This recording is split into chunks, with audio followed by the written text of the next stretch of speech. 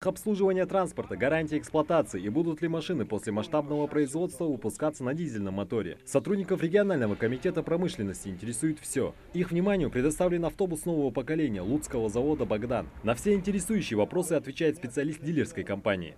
Спрашивали по поводу автоматической трансмиссии на этот автобус. В принципе, для городского варианта нормально. И это все будет.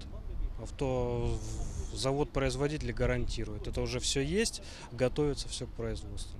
На презентацию транспортных средств пригласили также представителей Ингуш-Автотранса и самих перевозчиков, которые не прочь оценить новые автобусы отечественного производства. Автобусный парк Ингуш-Автотранса практически полностью уже обновлялся в 2013 году за счет реализации различных федеральных программ. Вполне возможно, что и новые обновления не за горами.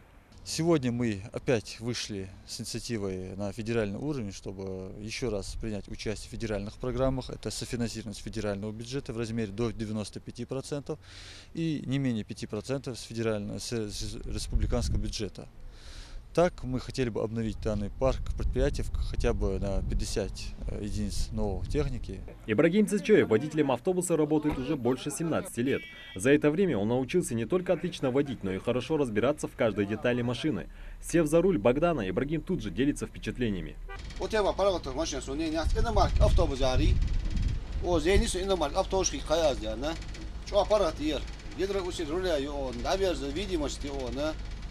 Главное цепление, особенно цепление, что он слоняна пазжи, сенс бобяш один раз от бобяш сахалца надо уже.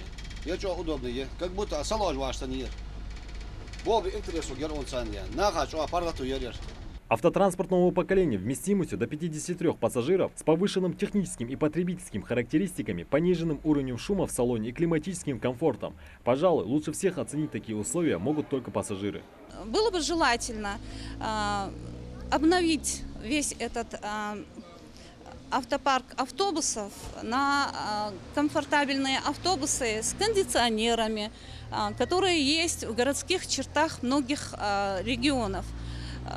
Передвигаешься на них, чувствуешь себя отдохнувшим. Хотелось бы, чтобы наряду с нашими обновлениями, которые происходят в республике, у нас появились такие автобусы.